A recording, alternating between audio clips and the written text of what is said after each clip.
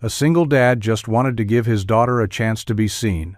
But when the security guard at the gala denied them entry for not being on the list, everyone in the velvet rope line looked away except for the mysterious woman at the door, who saw the whole thing and changed their lives forever. Before we dive in, hit that subscribe button and drop a comment. Where in the world are you watching from? The city lights painted the low-hanging clouds in a hazy orange glow. False dawn that promised nothing but more cold rain. Leo adjusted the rearview mirror for the 10th time, his knuckles white against the cracked plastic. His own reflection stared back, tired eyes, a jaw tight with a tension that had been his constant companion. For the last 3 years, he glanced at the passenger seat where his daughter Maya sat, her small hands folded neatly in her lap. She was wearing the dress, a deep sapphire blue that he'd found tucked away in the back of a thrift store. A month ago it had a small tear near the hem, which he'd spent 2 hours meticulously stitching the night before, using a needle and thread from a cheap hotel sewing kit he kept in the glove box. Her hair was braided in a single, thick plait that fell over her shoulder, a style she insisted on because it made her feel like a warrior queen. From one of her favorite books in her lap, she clutched a large manila envelope like it was a shield protecting something precious. Inside was her drawing of vibrant charcoal and pastel creation of a sprawling tree with roots that turned into hands reaching for a star-filled sky. It was for the Children's Art Initiative contest hosted at the annual Starlight Foundation Gala. An event so far removed from their world it felt like a dream or a cruel joke. But the flyer had been taped to the door of the community center, where Maya took her free art classes open to all children in the city. It had Dohad of Lasanta Vlog Spar Case said a chance for your art to touch the stars. And Maya had latched onto those words with the fierce, unwavering hope only a 9-year-old could possess. Leo's suit felt tight in the shoulders, the fabric thin and unforgiving. It was the only one he owned, purchased for his wedding a decade ago, and worn only twice since once, to the funeral of the woman who had promised him forever, and once now to a place where he knew he didn't belong, but he'd promised Maya they would. Try the car. A dented sedan that coughed more than it purred, sputtered as they turned onto the Grand Avenue leading to the city's most prestigious art museum. Gleaming luxury cars slid past them, silent and sleek like predators in a concrete jungle. Maya pressed her face to the window, her breath fogging the glass. "Wow," she whispered. "Look at all the shiny cars." Leo forced a smile. "Yeah, kiddo, real shiny." He could feel the weight of every passing headlight, a silent judgment on his rusted wheel wells and the duct tape holding his side mirror in place. When they finally pulled up to the museum's entrance, a valet in a crisp red coat glanced at their car, then looked right through them as if they were a smudge on a window he needed to ignore. Leo drove past, finding a spot 2 blocks away in a dimly lit street where the parking was free. After 6, the walk was cold, the wind whipping between the tall buildings and tugging at the edges of Maya's thin coat. He wrapped his arm around her, pulling her close, trying to shield her with his own body, which felt painfully inadequate against the city's indifference. The entrance to the gala was a river of light and sound. People in shimmering gowns and tailored tuxedos flowed through the massive glass doors, their laughter echoing like chimes in the cold air. A red velvet rope cordoned off the entrance, guarded by a man with a clipboard and an expression that had been chiseled from stone. Leo took a deep breath, smoothed the front of his worn suit, and took Maya's hand. His palm was sweating. Her small fingers were cold. They stepped into the line, and the shift in atmosphere was immediate. Conversations lulled for a second. Eyes flicked in their direction, assessing their clothes, their posture, their very right to breathe the same air. It wasn't hostile, just a cold, dismissive curiosity, like a biologist observing a microbe that had wandered into the wrong petri dish. "Next," the guard said, his voice flat. Leo stepped forward, trying to project a confidence he hadn't felt in years. "Good evening," he said. "We're here for the Children's Art Initiative. My daughter has a submission. The guard's eyes didn't even lift from his list name. Leo hesitated. He hadn't thought about a list, the flyer said. Open to all Leo Reyes, he said, his voice steady. Maya Reyes. The guard scanned the page once. Then a second time, his finger tracing the lines of printed names. Not on the list, he said, finally, closing the clipboard with a soft, definitive snap. Leo's stomach dropped. There must be a mistake, the flyer at the community center, it said. But the guard was already looking past him at the couple in line. Behind them, a woman dripping in diamonds, and a man with a laugh that sounded like money. I'm afraid there's no mistake, sir. This is a private event. You need to be on the list to enter. He said it loud enough for those nearby to hear the one unspoken words. You don't belong here.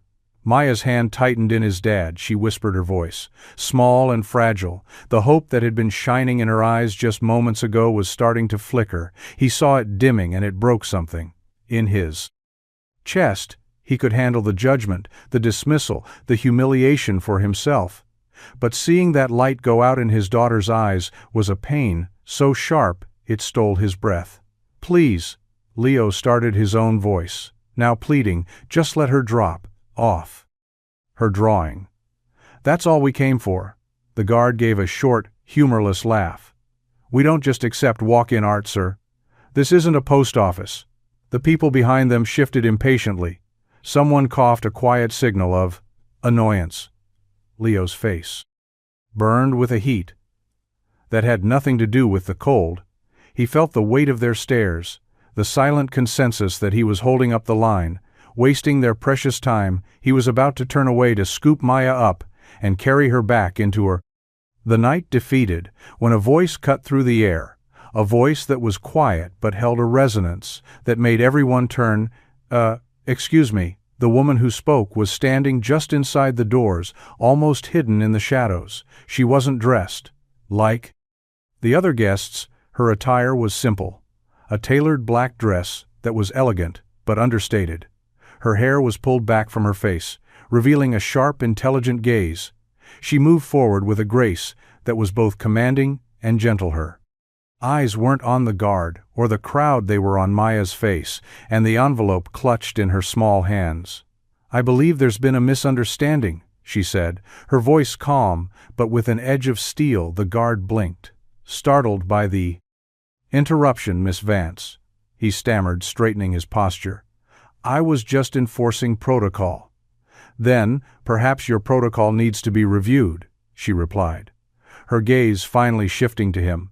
Because, as the host of this event, I can assure you that any child who comes here with art in their hands is not only on the list, they are the guest of honor. The entire line fell silent. The only sound was the distant murmur of music from inside the gala and the soft thrum of Leo's own heart pounding in his ears. The woman he now knew, as Miss Vance stepped past the velvet rope and knelt down, so she was at eye level with Maya. Her smile was small, but genuine, and it reached her eyes, which were a startling shade of green, like a forest after rain. I'm Ilara, she said softly. What did you bring me tonight?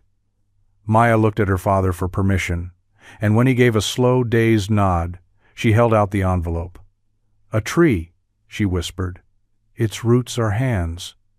Ilara took the envelope with a reverence that stunned Leo. She didn't just accept it, she held it like it was something precious, something she had been waiting for. Well, she said, standing again, her eyes now on Leo, we can't have a masterpiece like that. Waiting out in the cold. Won't you both come in? The guard moved aside, without another word, his face a mixture of confusion and fear. Ilara held the rope open for them, and as Leo guided Maya inside, he felt as though he were stepping across a threshold into another world, one where kindness was not a currency but a choice, and where a single, quiet voice could be louder than the judgment of a crowd. The warmth of the museum wrapped around them the moment they stepped inside. A stark contrast to the biting cold they'd left behind. The air was scented with expensive perfume and the faint floral notes of the towering arrangements of white orchids that flanked the grand staircase. A string quartet played in a far corner. Their music, a delicate silver thread weaving through the low hum of conversation from the main hall. People in elegant attire moved with a practiced ease. Their laughter, light, and polished their glasses of champagne, catching the light from the crystal chandeliers that hung like frozen constellations from the vaulted ceiling. Leo felt a fresh wave of inadequacy wash over him. He instinctively tugged at the lapels of his suit, feeling the worn fabric beneath his fingers. He was a carpenter. A man who knew the feel of sawdust and the scent of wood stain. Not the cold clink of crystal or the hushed reverence of an art gallery filled with the city's elite. He kept a tight grip on Maya's hand, his knuckles brushing against the rough paper of her coat, as if to ground himself in something real. Maya, on the other hand, was completely captivated. Her head was tilted back, her eyes wide, as she took in the soaring marble columns and the vast paintings that adorned the walls. She wasn't intimidated. She was enchanted this way, Alara said, her voice pulling Leo from his thoughts.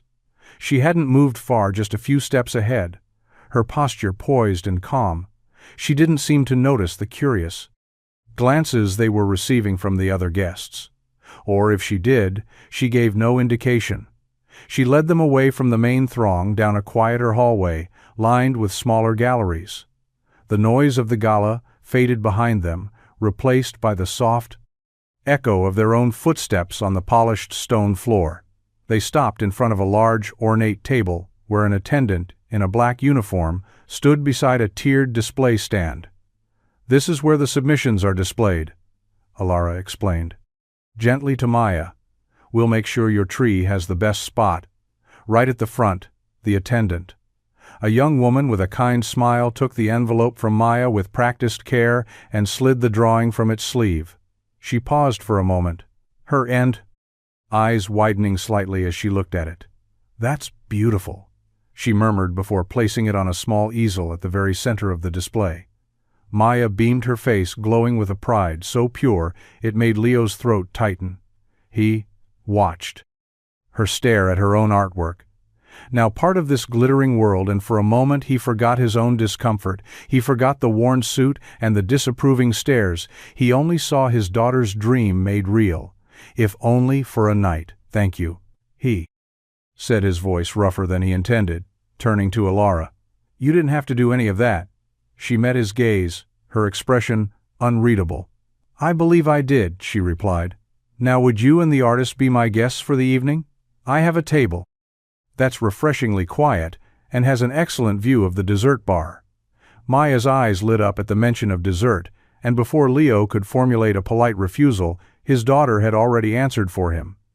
"Yes, please," Leo found himself nodding in silent agreement. Caught in the pull of a current, he had no power to resist. As Alara led them toward a secluded alcove overlooking the main hall, he felt the weight of her quiet intervention settling around him like a borrowed coat. It was warm and unexpected, and he had no idea how he would ever be able to give it back. Ilara's table was tucked away on a small mezzanine that overlooked the sprawling main hall below it, offered a breathtaking panoramic view of the Gala, the sea of people. A swirling kaleidoscope of silk and velvet, the chandeliers casting a diamond dust light over everything. But from up here, the noise was muted. The chaos transformed into a beautiful, distant tapestry. The table itself was small and intimate, set for three, with crisp white linen and a single white orchid in a slender vase. It was an oasis of calm in a desert of social performance. Leo guided Maya into a chair. Before taking his own, his movements were stiff and uncertain. He felt like an actor who'd wandered onto the wrong set without a script. His hands, calloused from years of working with wood, felt rough and out of place against the smooth, polished surface of the table. He kept them in his lap, trying to remember the last time he'd sat at a table that didn't have a faint layer of sawdust on it. Ilara took the seat across from them, moving with a quiet confidence that seemed to be her default setting. She didn't sit like someone who owned the room, but like someone who was comfortable with its silence. A waiter appeared almost instantly.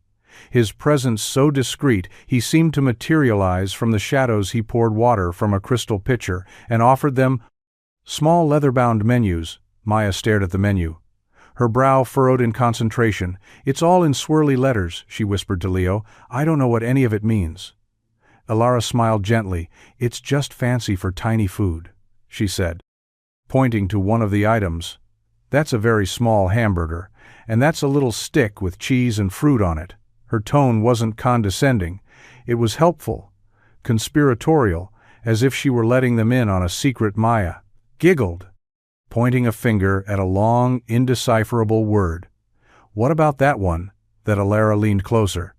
"Is a very complicated way of saying chocolate pudding."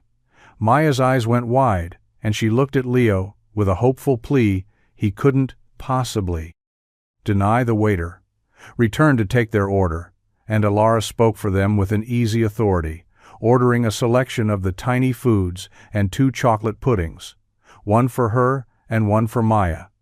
She looked at Leo as if to ask what he wanted, but he just shook his head slightly. "I'm fine," he said quietly. The words felt inadequate, but they were all he had. Elara didn't push. She simply nodded to the waiter, who then disappeared as quickly as he'd arrived. The silence that settled between them was different. Now, not awkward, but expectant. Maya was busy drawing on a napkin with a crayon she'd produced from her pocket, completely at ease in her own world, leaving the 2 adults to navigate the space between them. "You're a carpenter," Elara said. It wasn't a question, but a statement. Her eyes flicked to his hands, which he'd unconsciously placed on the table. "Yeah," Leo replied, surprised. She'd noticed I build things furniture mostly. Custom pieces, whatever. Pays the bills. She nodded slowly. "I appreciate things made by hand. There's an honesty to them." He looked at her, trying to read past the polite surface. Her face was a mask of serene composure, but her eyes held a depth that hinted at something more. Something quieter, and perhaps lonelier than her surroundings, suggested. "What do you do?" he asked before he could stop himself. The question felt too direct, too personal, but he needed to place her in his own mental landscape. Alara's smile was faint, almost sad. "I run this," she said with a vague gesture to the Gala around them. "The foundation, the fundraisers, the asking people for money so we can give it to other people. It's not as honest as building a chair. A chair is real. It does what it's meant to do. It holds you up." Her words hung in the air between them. A strange and unexpected confession. Leo didn't know what to say to that. He had come here expecting judgment and found a strange sort of kinship instead. The waiter arrived with a silver tray laden with small, intricate dishes, setting them down with practiced silence. Maya immediately reached for a miniature grilled cheese sandwich, her earlier shyness forgotten in the face of food. Her small face lit up with delight as she took a bite, humming with satisfaction. The sound was so pure, so out of place in the refined quiet of the mezzanine, that it made both adults smile, and in that shared smile, the first fragile thread of a real connection began to form, bridging the gap between their 2 disparate worlds. As Maya became more engrossed in her culinary adventure, the focus of the conversation shifted back to the 2 adults. Leo found himself relaxing fractionally, the knot of anxiety in his chest loosening its grip ever so slightly. There was something about Alara's calm demeanor that was disarming. She didn't ask the kind of probing questions that made him feel like he was being evaluated. She asked about his work, about the types of wood. He preferred the challenges of creating something from a client's vague idea. She listened with a focused intensity that made him feel seen in a way he hadn't in a long time. "You must be very proud of her," Elara said, her gaze drifting to Maya, who was now attempting to build a small tower out of fruit skewers. "More than you know," Leo said, his own voice softening as he watched his daughter. "It's just been us for a while now.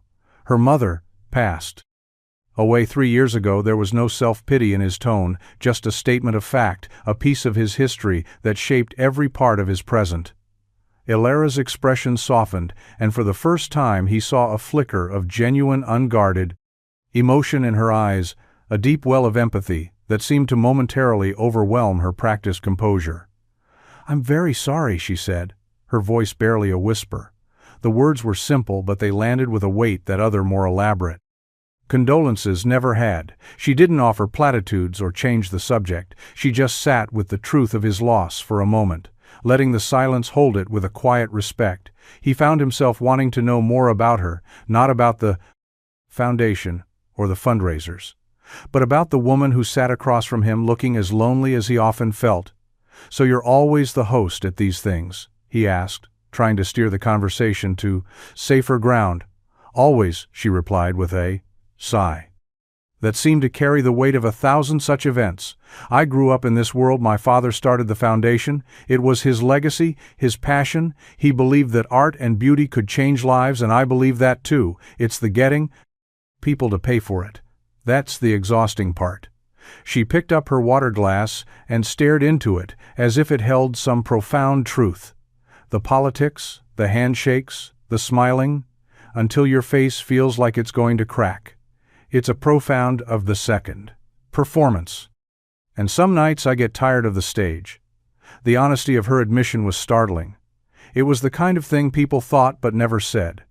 Especially not to a stranger in a worn-out suit. It made him feel less like an intruder and more like a fellow traveler who had stumbled upon a shared moment of weariness.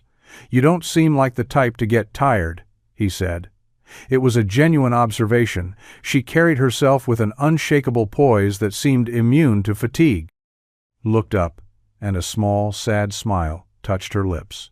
"That's part of the performance too," she said. The food was cleared away, and the promised chocolate pudding arrived in a delicate glass cup, topped with a single perfect raspberry. Maya's gasp of delight was audible, and she dug in with an enthusiasm that was infectious.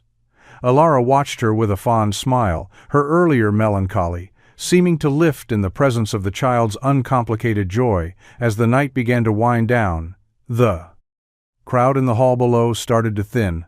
Leo knew they couldn't linger much longer. He felt a pang of regret, which surprised him. He had been so desperate to escape this world just a few hours ago, and now a part of him was reluctant to leave the quiet sanctuary of their table. He glanced at Ilara, wanting to thank her again, but words felt clumsy and inadequate. What she had given them tonight wasn't just entry to a gala. It was a moment of grace, a reprieve from the harsh realities of their life. "You have her eyes," he said suddenly, the words slipping out before he could censor them. Ilara looked up, startled. "Who's Maya's?" he clarified. "When she's excited, they light up from the inside, just like yours did." "When you talked about your father." Ilara's hand froze mid-air, the spoon she was holding hovering over her own untouched pudding. A complex array of emotions washed over her face. Surprise, vulnerability, a flicker of something that looked like pain. She looked away for a moment, her composure finally cracking at the edges. "No one's ever said that to me before," she said, her voice thin and tight. "Most people just see my father's name when they look at me. He didn't know what to say to that, so he just nodded, understanding what it felt like to be seen only for what you represented, rather than for who you were." The moment stretched between them, thick with unspoken understanding, a quiet recognition of two souls who were both, in their own way, trying to build something real in a world that often felt hollow. The gala was ending. The string quartet had packed their instruments away, and the last of the guests were drifting toward the exit, their laughter echoing in the now cavernous hall. Maya was beginning to wilt her head, nodding slightly, her eyelids heavy with sleep. It was time to go. Ilara stood as they did her grace, unwavering even at the end of a long night. "I'll have my driver take you home," she said. It wasn't a question, it was a statement of fact.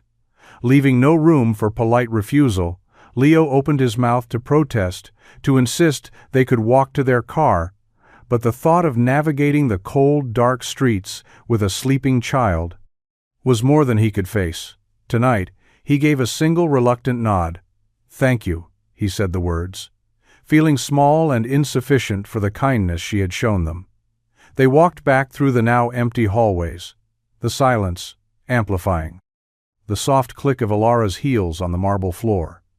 Maya was half asleep, leaning heavily against Leo's side, her small hand still clutching his as they reached the grand entrance, the same guard who had denied them entry just hours before now stood at attention, his face a mask of polite deference.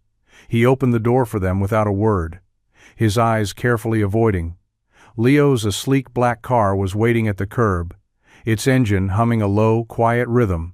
The driver, a man in a dark suit, stepped out and opened the back door with a practiced efficiency that spoke of years of service. Leo carefully buckled a drowsy Maya into the plush leather seat before sliding in beside her. The door closed with a soft thud, sealing them in a world of quiet luxury. The car smelled of leather and something faintly like rain.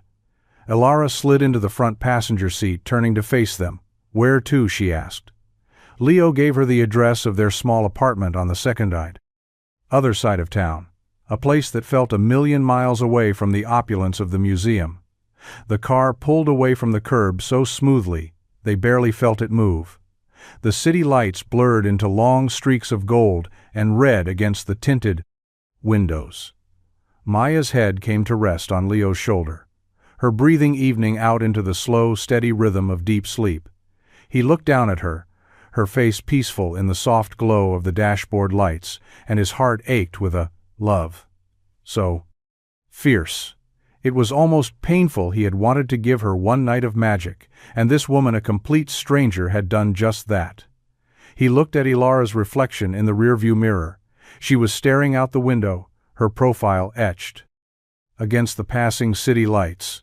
She looked beautiful but also profoundly lonely, like a star that shone brightly but had no planet to warm. Leo felt an unexpected urge to say something to break the silence, to thank her for more than just the car ride. But the words wouldn't come. What could he possibly say that would convey the depth of his gratitude?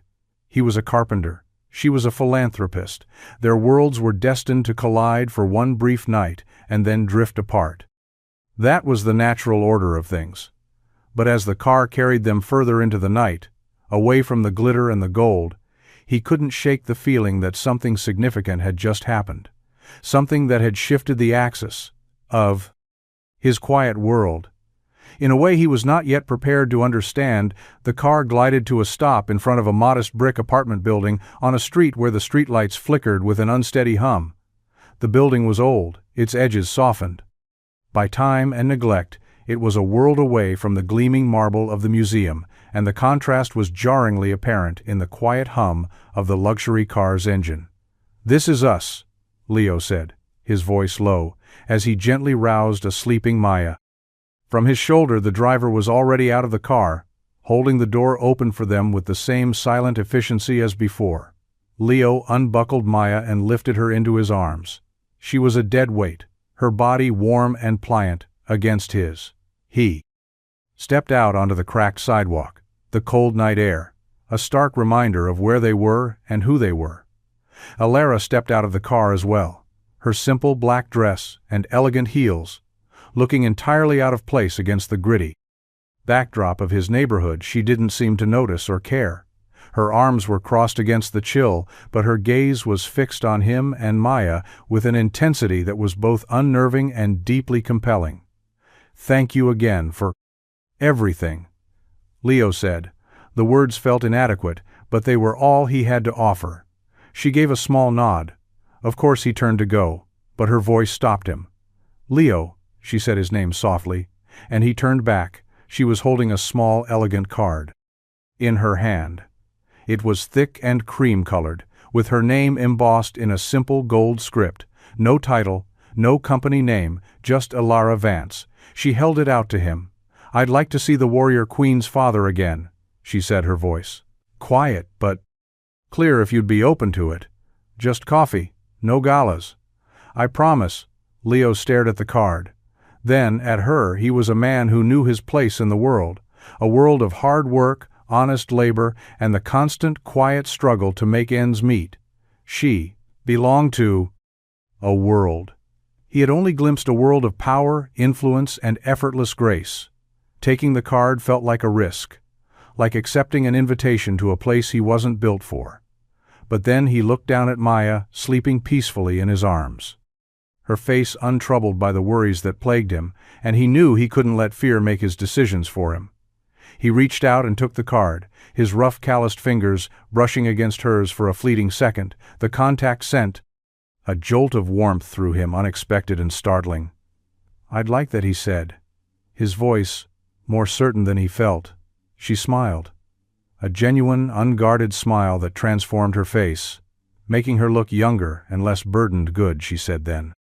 She slipped back into the car and was gone, disappearing into the night as silently as she had appeared. Leo stood on the sidewalk for a long moment, the card clutched in his hand, feeling the crisp edges against his palm. He looked up at the blank, flickering streetlight, then at the door to his apartment, and for the first time, in a very long time, he felt the faintest glimmer of something he had long since given up on hope. The apartment was quiet and still when they got inside, the air thick with the familiar scent of old books and the faint aroma of the spaghetti they'd had for dinner 2 nights ago.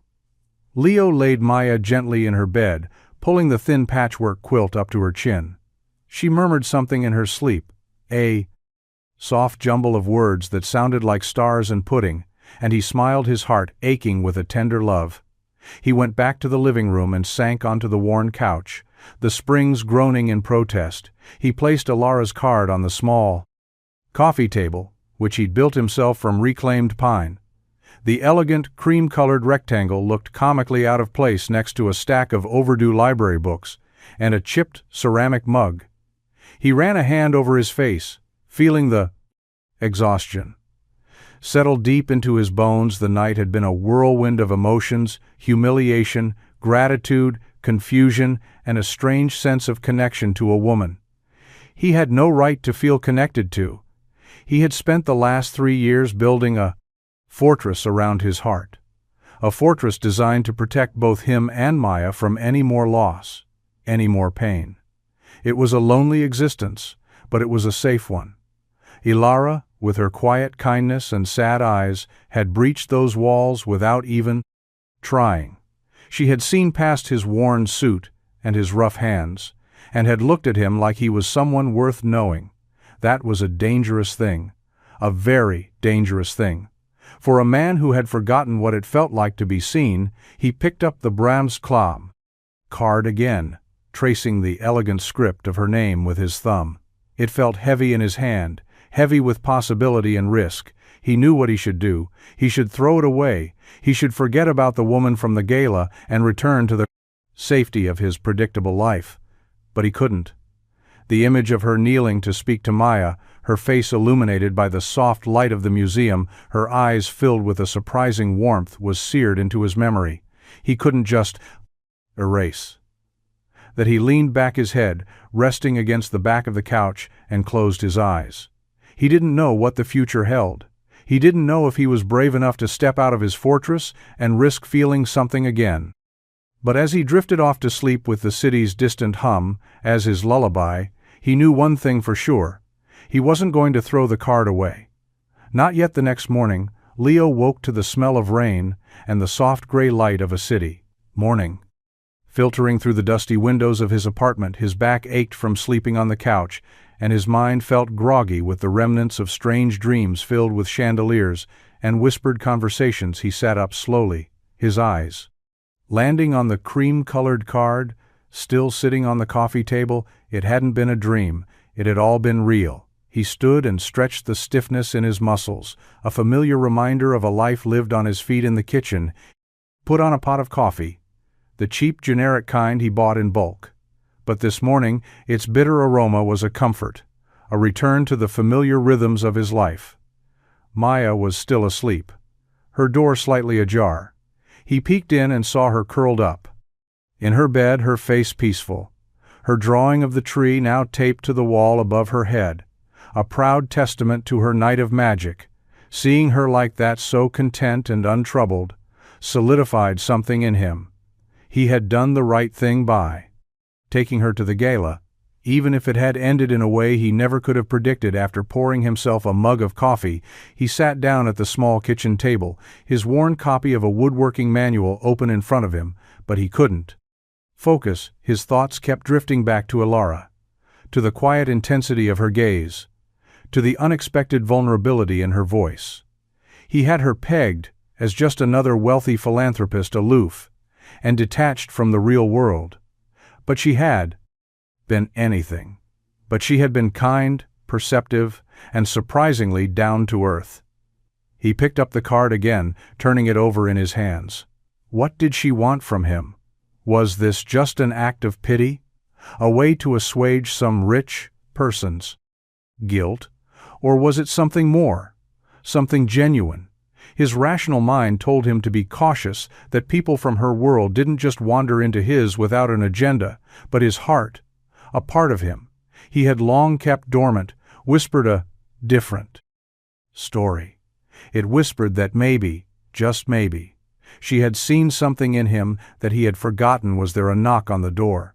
Startled him. He wasn't expecting anyone. He opened it to find his neighbor, Mrs. Mann. Gable, a kindly old woman with a cloud of white hair and a perpetually worried expression on her face. "Morning, Leo," she said, peering past him into the apartment. "I saw you come in late last night. Is everything all right? You had a fancy car drop." "You off?" she said, her eyes wide with a mixture of concern and nosiness. Leo managed a small smile. "Just a work thing, Mrs. Gable, nothing to worry about." She didn't look convinced, but she let it go, handing him a small plate covered in foil. "I made extra banana bread," she said. "Thought you and Maya might like some." Leo took the plate, the warmth seeping through the foil into his hands. "Thanks, Mrs. Pride." "Gable, that's really kind of you." As he closed the door and set the plate on the counter, he was struck by the simple, unpretentious kindness of the gesture. It was a world away from the calculated philanthropy of the gala, but in that moment, it felt just as meaningful, and it made him think of Elara again, wondering if her gesture had been just as simple, just as honest, just a person. Seeing another person and wanting to help, he looked at the card again and made a decision. He would call her. He didn't know what he would say or where it would lead, but he knew he had to find out if the woman he had met last night was as real as she had seemed. Elara sat in her office on the top floor of the Vance Foundation, building a sprawling space with floor-to-ceiling windows that offered a panoramic view of the city skyline. The room was a monument to minimalist elegance, all clean lines, polished chrome, and muted colors. It was a space designed to impress, to command respect. But to Elara, it had always felt more like a cage, a beautiful, sterile cage. She stared at the phone on her desk, a sleek piece of technology that connected her to a global network of donors, politicians, and business leaders. But the only call she was waiting for was from a carpenter with kind eyes and calloused hands. She hadn't been able to get him out of her mind since the gala. His quiet dignity in the face of humiliation, his fierce, protective love for his daughter, his surprising perceptiveness. It had been years since anyone had looked at her and seen anything other than her name and her net worth. He had seen her. He had seen the flicker of her father's spirit in perceptive, her eyes. And in doing so, he had reminded her of a part of herself she thought she had lost forever. Her assistant, a brisk, efficient woman named Sarah, entered the room with a tablet in her hand. "Miss Vance, your 2 o'clock with the museum board has been confirmed, and the preliminary budget for the new literacy program is ready for your review." Elara nodded without looking up. "Thank you, Sarah. Is there anything else?" Her assistant hesitated for a moment, a rare crack in her professional facade. "Are you all right, Miss Vance? You seem distracted." Elara finally looked up and offered a small, tired smile. "I'm fine, Sarah, just a long night." She was lying. Of course she wasn't fine. She was a mess of conflicting emotions. a tangle of hope and fear. She had taken a risk by giving Leo her card, a risk that went against every rule she had set for herself after her last disastrous attempt at a personal life. But there was something about him, something so fundamentally real and grounded that made her want to break all the rules. She looked at Maya's drawing, which now sat in a simple silver frame on her desk. The vibrant colors and hopeful imagery were a stark contrast to the muted tones of her office.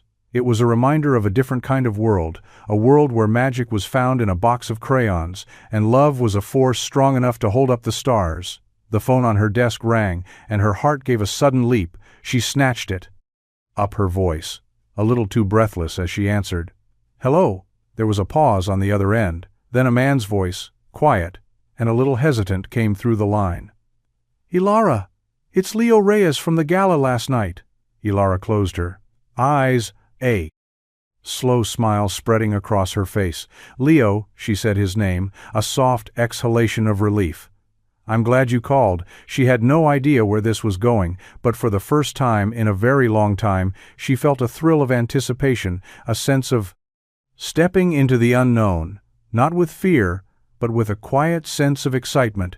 She was tired of her gilded cage, and maybe, just maybe, this carpenter from the other side of town was the one who held the key. The coffee shop was a small, unassuming place, tucked between a laundromat and a used bookstore. The air inside was thick with the rich aroma of roasted coffee beans and the quiet murmur of conversations.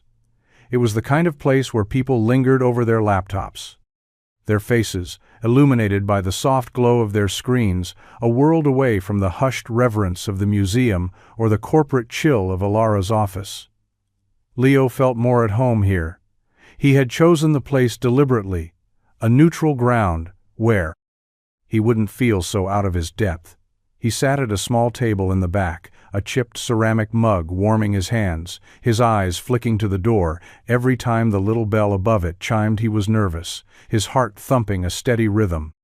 Against his ribs, he had replayed their phone conversation a dozen times in his head. Her voice had been warm and welcoming, but he still couldn't shake the feeling that this was all a mistake. What could a woman like her possibly want? With a man like him, she arrived a few minutes late, looking flustered and apologetic. She was dressed in simple jeans and a soft gray sweater, her hair pulled back in a loose ponytail, without the elegant dress and the formal setting. She looked younger, more approachable, more real. She spotted him and her face broke into a relieved smile. "Sorry," she said, sliding into the chair across from him. "The traffic was a nightmare." Leo just nodded. "It's fine, thanks for coming." She ordered a black coffee, and they sat in a comfortable silence. For a moment, the only sound, the clink of spoons against ceramic and the hiss of the espresso machine behind the counter. So Ilara said, finally, breaking the silence, "How is the warrior queen?"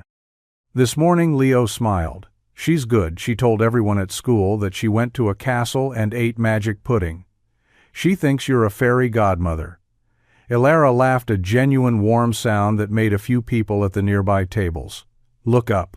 "I'm not sure about that, but I'm glad she had a good time."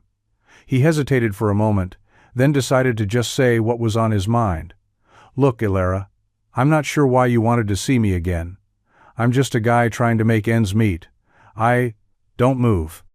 In your circles, I don't have anything to offer you." Her smile faded, and she looked at him with a serious expression that made his breath catch in his throat. "Leo, you don't have to offer me anything," she said, her voice low and earnest. I didn't ask you to coffee because of what you have or don't have. I asked you because I enjoyed talking to you, because you were real with me, because you have a daughter who sees the world in a way I wish I still could." Her words were a balm to his bruised pride, a quiet affirmation that he had been seen for who he was, not for what he lacked. He let out a slow breath he hadn't realized he'd been holding. "So what do you do when you're not being a fairy godmother?" he asked, his tone a little lighter. Now she stirred her coffee, a small smile playing on her lips. "I read a lot. I walk in the park. I try to find quiet places in a city that never stops being loud, and I run a foundation that tries to make the world a little bit better, one art class at a time. It sounded simple, but he knew it was more complicated than that.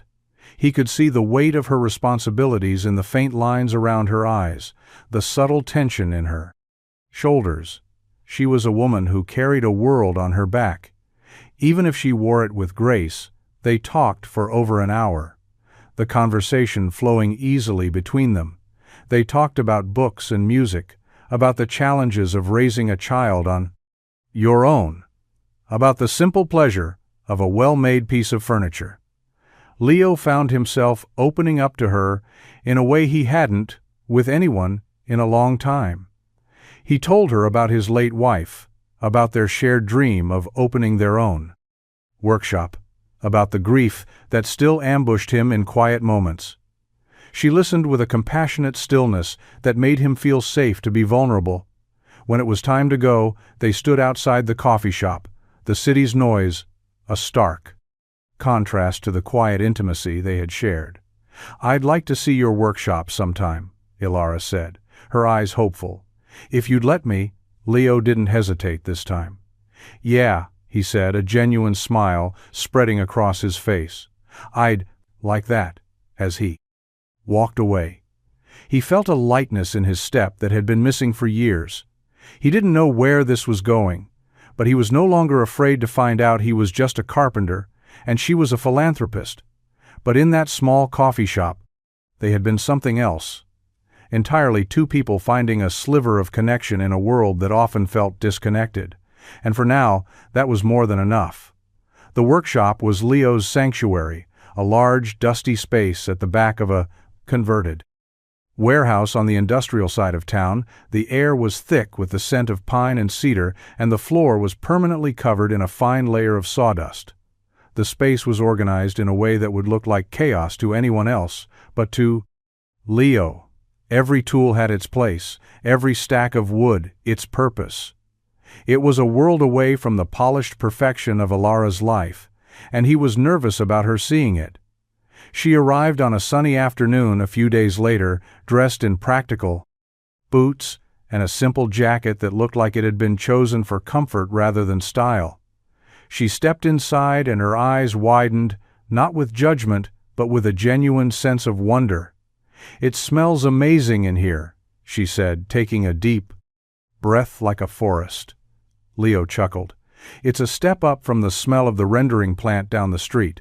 She walked slowly through the space, her fingers trailing over a half-finished tabletop, her gaze lingering on the tools that hung in neat rows on the wall. "This is where you create," he nodded. "It's where I feel most like myself."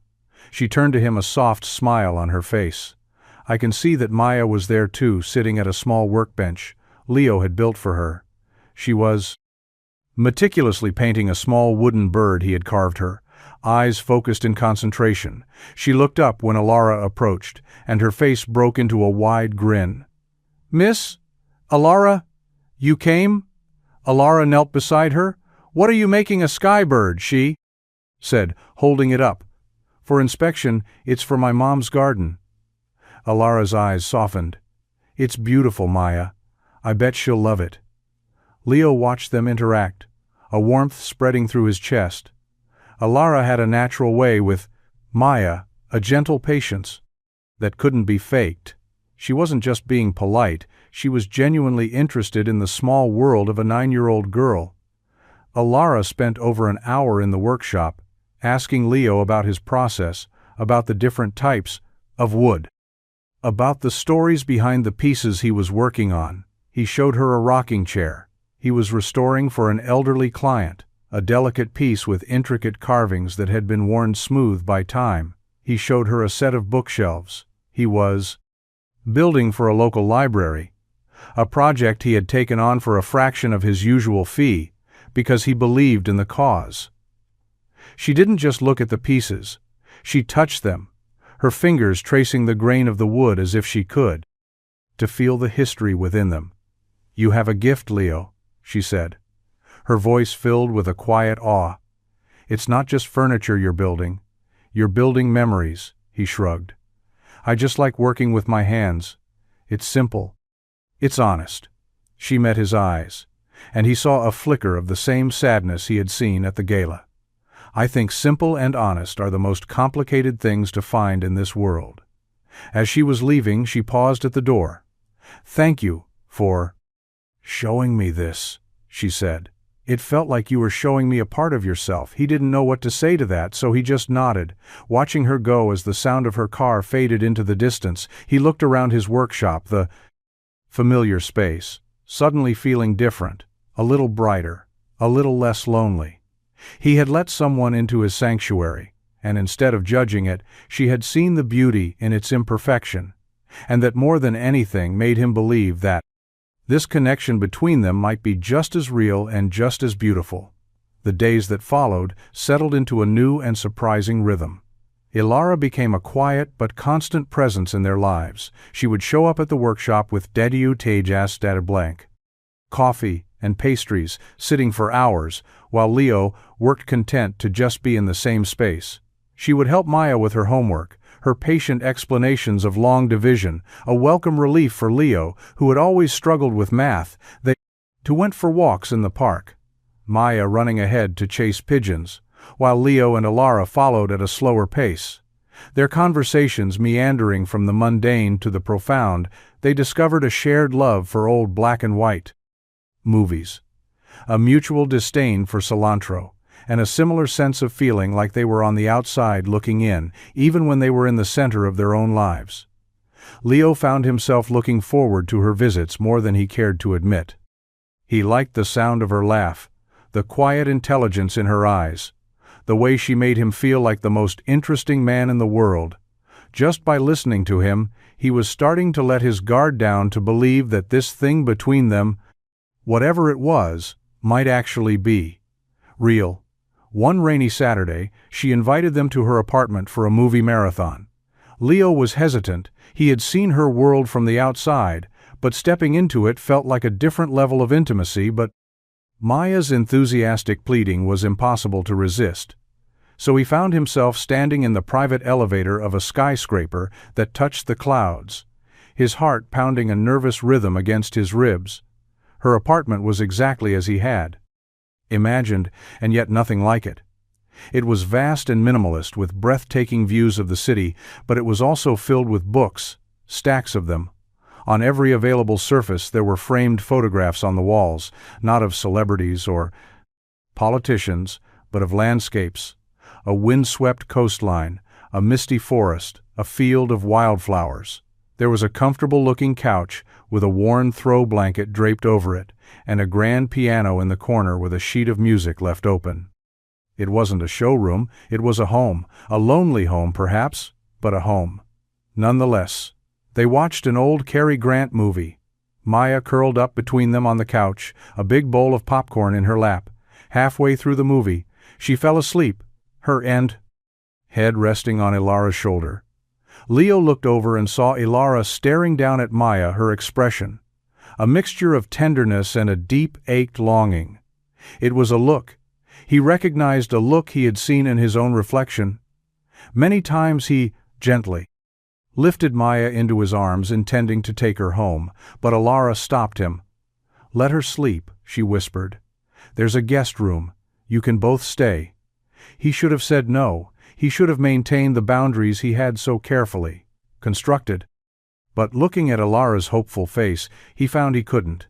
He laid Maya in the guest bed, a room that was bigger than his entire living room, and then returned to the living room where Ilara was standing by the window looking out at the rain-streaked city lights. "I haven't had people in this apartment in a very long time," she said, without turning around. "It's always been my fortress, a place to hide from the world." He stood beside her, close enough to feel the close warmth radiating from her but not touching. "You don't have to hide from me, Ilara." She turned to him, her eyes shimmering in the dim light. "I know," she said, "and that's what scares me the most." The rain continued to fall, a gentle rhythm against the glass, cocooning them in a world of their own. In the quiet intimacy of that moment, surrounded by the city's glittering lights, Leo knew he was in trouble. The good kind of trouble. The kind that makes you feel alive for the first time in years. He was falling for her, and he had a feeling she was falling for him too, and for once he wasn't afraid of the fall. Their relationship deepened in the weeks that followed, evolving from a fragile connection into a steady, comforting presence in each other's lives. Ilara became a regular fixture at the workshop. Her elegant car, a familiar sight in the dusty industrial lot. She would bring lunch from a small deli she had discovered nearby, and they would eat together at Leo's workbench. Their conversation easy and unforced. She never shied away from the sawdust or the noise. She seemed to find a sense of peace in the honest labor that surrounded her. Leo, in turn, started to venture more into her world. He and Maya would have dinner at her apartment once a week. Maya treating the vast space like her own personal playground, while Leo and Ilara cooked together their movements in the kitchen, a clumsy but joyful dance. He learned that she was a terrible cook, but a fantastic baker. Her cookies, a source of constant delight for Maya. He learned that she had a wicked sense of humor that only came out when she felt truly comfortable, and he learned that she was carrying a weight of expectation and responsibility that would have crushed a lesser person. One evening as they were cleaning up after dinner, he found her staring at a framed photograph on the mantel. It was a picture of a handsome, silver-haired man with a commanding presence and the same sad eyes as Ilara. "My father," she said, her voice soft. He was a brilliant man, a visionary, but he was better at building an empire than he was at building a home. He put all his dreams into the foundation, into the idea of leaving a legacy, but he forgot to live in the present. He looked at her, seeing the familiar ache of loss in her eyes. "I get that," he said quietly. "When you lose someone you spend so much time looking back, you forget to look forward." She turned to him, a grateful smile on her face. "You always know what to say." "No," he said, shaking his head. "I just know what it feels like." They were standing close now. The space between them charged with an unspoken energy. He could smell the faint scent of her perfume, a subtle mix of vanilla and something floral. He could see the flicker of the city lights reflected in her eyes. He wanted to kiss her more than he had wanted anything in a long time, but he held back, afraid of moving too fast, of misreading the signals. But then she leaned in her hand, coming up to gently cup his cheek. Her touch was a spark that ignited a fire he had long thought extinguished. His own hand came up to cover hers, and he leaned down, closing the pride distance between them. The kiss was soft and tentative. At first a question, a gentle exploration. But then it deepened, becoming more confident, more certain. A silent affirmation of everything that had been growing between them in the stolen moments and quiet conversations. When they finally broke apart, they were both breathless, their foreheads resting against each other's. Neither of them said a word. There was no need. The silence was filled with the promise of something new, something real, something that felt a lot like love. The next day, a sleek black car pulled up to the workshop. It wasn't Ilara's. The man who stepped out was tall and imposing, dressed in a suit so sharp it could have cut glass. His face was a mask of polite indifference, but his eyes were cold and calculating. Leo watched him from the doorway, a sense of unease settling in his gut. "Mr. Reyes," he said, his voice smooth as polished stone. "I'm Julian Croft. I represent the Vance family interests." Ilara's family. Leo's hand tightened on the doorframe. "Is everything all right?" Mr. Croft gave a humorless smile that didn't reach his eyes. "That depends. We've been made aware of your association with Miss Vance. While her personal life is her own concern, the board has a vested interest in protecting the Foundation's reputation." Leo's jaw clenched. "What are you implying?" "I'm not implying anything," he said, his tone still maddeningly calm. "I'm simply stating a fact. A relationship between the head of the Vance Foundation and a man of your circumstances could be misconstrued by the press, by our donors. It could be seen as a liability." Leo's pride flared. He was a good man, a hard-working father. He Was not a liability. I think you should leave, he said, his voice low and dangerous. Croft didn't flinch. He simply placed a business card on the workbench. I'm sure you'll make the right decision, he said before turning and walking away, leaving Leo standing in a cloud of sawdust and indignation. The encounter left a bitter taste in Leo's mouth. He didn't tell Ilara about it when she came by later that day. He didn't want to worry her. He didn't want to give Croft the satisfaction of creating a rift between them. But the man's words echoed in his mind, a constant reminder of the chasm that separated their worlds. He started to notice the subtle signs of that chasm everywhere he went. A news article about a fundraiser Ilara had hosted with a guest list that read like a who's who of the global elite. A passing comment from a client about the Vance family's vast real estate holdings. A glossy magazine cover at the grocery store with Ilara's face on it. Her smile. Perfect. Her eyes empty, he began to feel a growing sense of insecurity, a feeling he hadn't experienced since the early days of his grief. He was a simple man with a simple life, and he was falling in love with a woman who lived in the world he could never truly be a part of. He started to pull back just a little, not consciously, but in small, almost imperceptible ways. He would let her calls go to voicemail for a little longer. He would make excuses to cut their evenings short.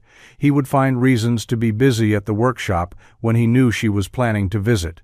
He was building his walls back up brick by painful brick.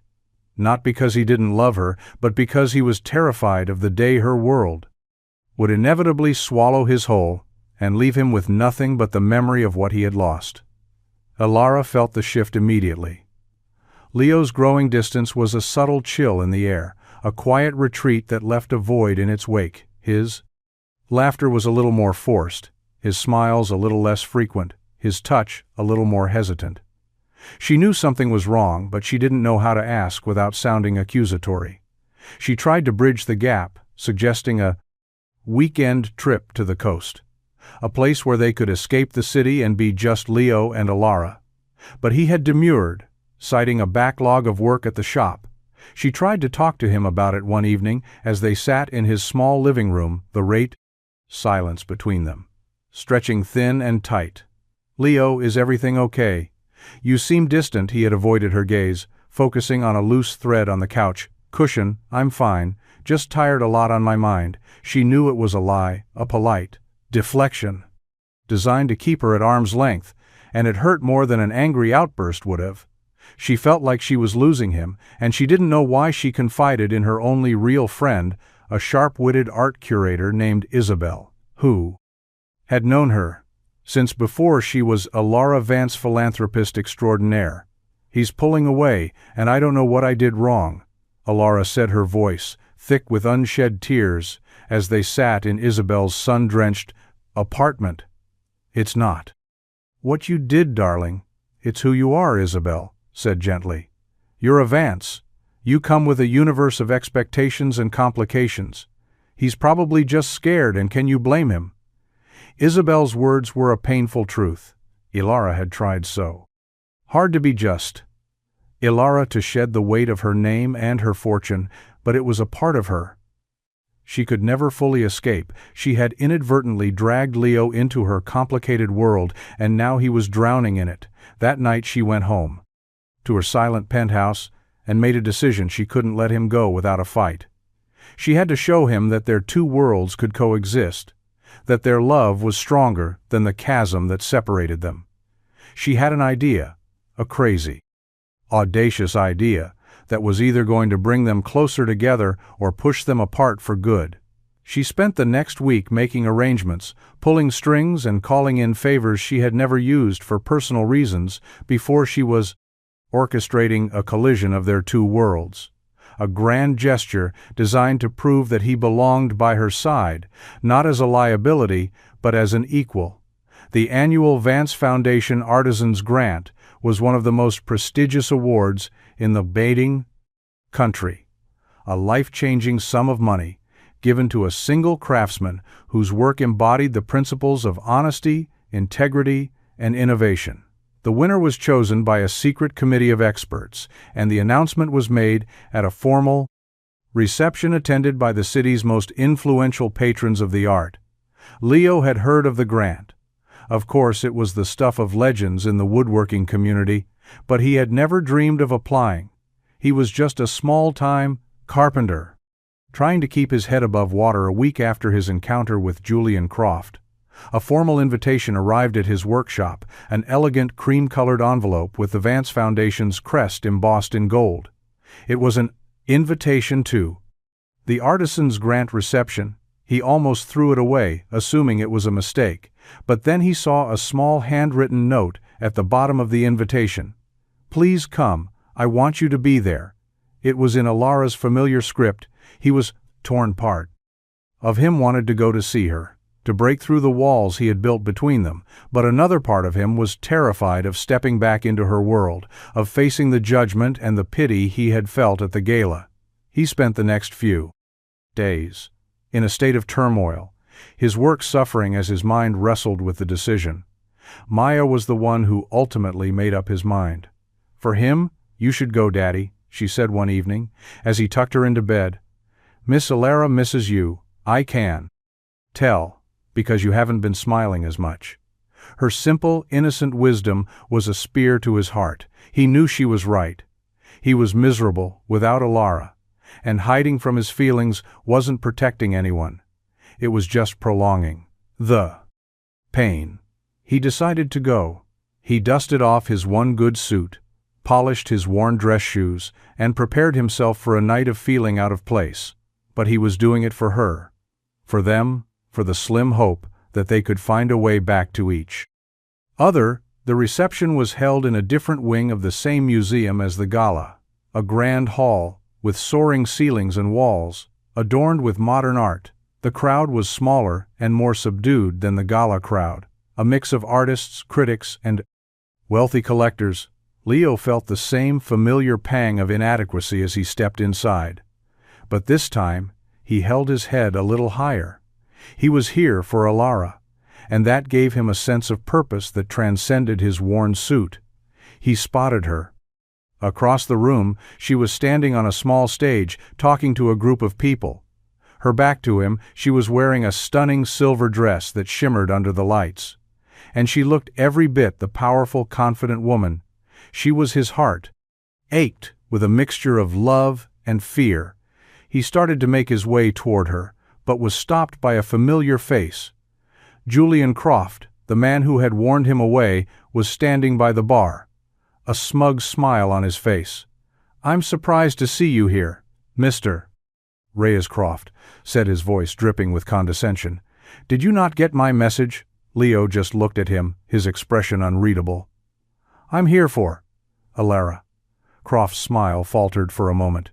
"You're making a mistake. She doesn't belong in your world, and you certainly don't belong in hers." It's only a matter of time before she realizes that Leo was about to respond when Alara's voice cut through the air. "Julian, that's enough." She was standing right behind them, her eyes flashing with a cold anger Leo had never seen before. Julian's face paled. "What I did was, for the good of the foundation." She took a step closer, her voice low and dangerous. "You will not speak to him like that ever again. Do you understand, Julian?" Just nodded, his smugness replaced by a look of pure fear. "Now, if you'll excuse us," she said, taking Leo's arm, "we have something to attend to." She led him away from the bar, leaving Julian standing there, sputtering in her wake. She led him to the front of the room near the stage, where a single handcrafted wooden box sat on a pedestal. The crowd quieted as the head of the museum board stepped up to the microphone to announce the winner of the artisan's grant. Leo's heart was pounding. In his chest, he didn't know what was happening, but he had a feeling his life was about to change. Forever, the head of the museum board, a distinguished man with a mane of white hair, cleared his throat and began to speak his voice.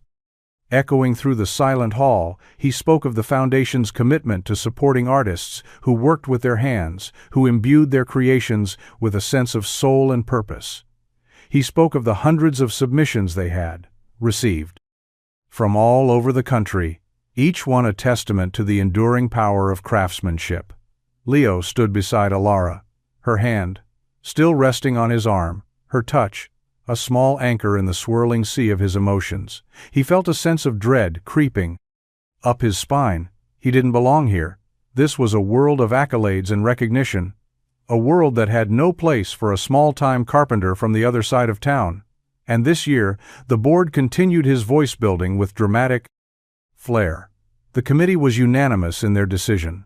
The winner of the Vance Foundation Artisans Grant is a craftsman whose work is not only technically brilliant, but also deeply imbued with a sense of love and resilience. His pieces tell a story of loss and hope, of strength and vulnerability. Ladies and gentlemen, the winner is Leo Reyes. Leo's world tilted on its axis, the name echoed in his ears, but it didn't register. It couldn't be him. It had to be a mistake. A cruel joke. He looked at Alara, his face a mask of disbelief. But she was smiling at him, her eyes shimmering with tears. "Go on," she whispered. "It's you. You want a spotlight. Hit him." And the crowd erupted in applause, a wave of sound. He was both deafening and distant. He felt a gentle push from Alara, and he found himself walking toward the stage, his legs moving on their own accord. He felt like he was floating outside of his body, watching a scene from someone else's life. He accepted the wooden box from the board member, his hands trembling. He opened it, and inside, nestled on a bed of black velvet, was a check. A check for an amount of money that made his head spin. A life-changing amount of money. He was supposed to say something, to give a speech, but the words were lodged in his throat. He looked out at the sea of faces, all of them looking at him with respect and admiration, and then his eyes found Alara's. She was standing in the front row, her face glowing with pride and love. And in that moment, everything became clear. This wasn't about the money. This wasn't about the award. This was her grand gesture, her way of showing him that he belonged not just in her world, but by her side. He cleared his throat and stepped up to the microphone. "I don't know what to say," he began, his voice rough with emotion.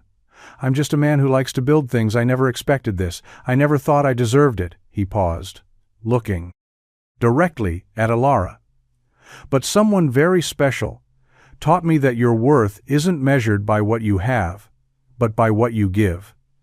And that the most beautiful things are often the ones that are a little bit broken."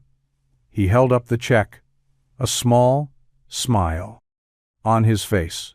"This is amazing, and I am so grateful, but it's not the most valuable thing I've received." This year, he looked back at Alara, his eyes full of a love so profound it was palpable, because the greatest gift I've ever been given is the love of a woman who saw the man behind the sawdust and taught him how to hope again. The crowd was silent for a moment. Then they burst into a thunderous applause that shook the very foundations of the museum. Leo walked off the stage and straight into Alara's arms. He didn't care who was watching. He didn't care about the cameras or the whispers. He just held her tight, burying his face in her hair. "I love you," he whispered, his voice choked with emotion. "I love you, too," she replied, her own voice thick with tears. And in that moment, surrounded by the trappings of her world, he knew he was finally home. The weeks that followed were a blur of joyful chaos. The news of Leo's win and his heartfelt speech had made him a local celebrity. His workshop was flooded with orders from wealthy clients who wanted a piece of his soulful craftsmanship. He hired 2 apprentices from the local trade school, and his dusty sanctuary was now a bustling hub of creativity and purpose.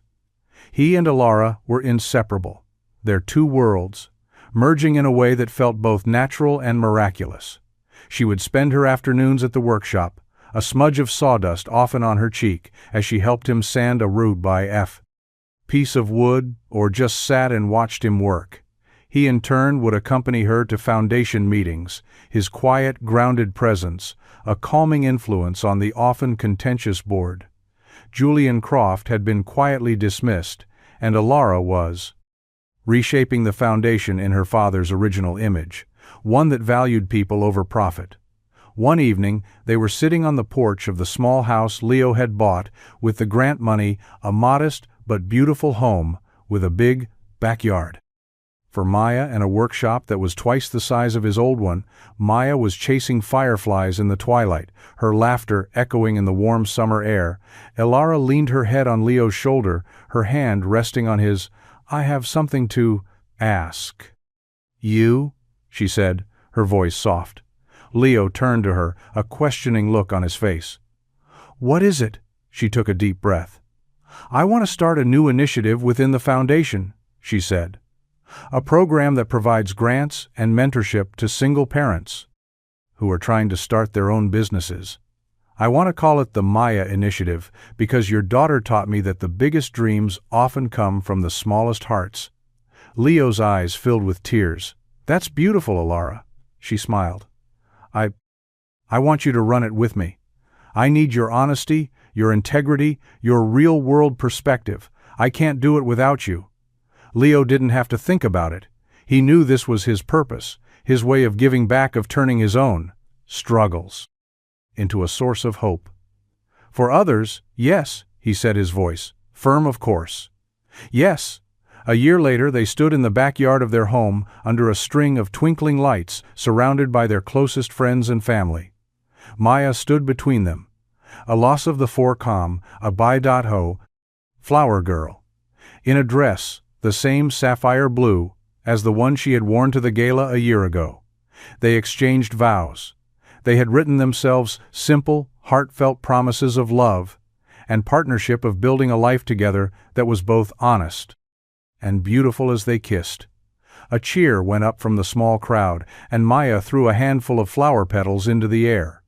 They rained down on them like soft, colorful snow, a perfect ending to their unlikely love story.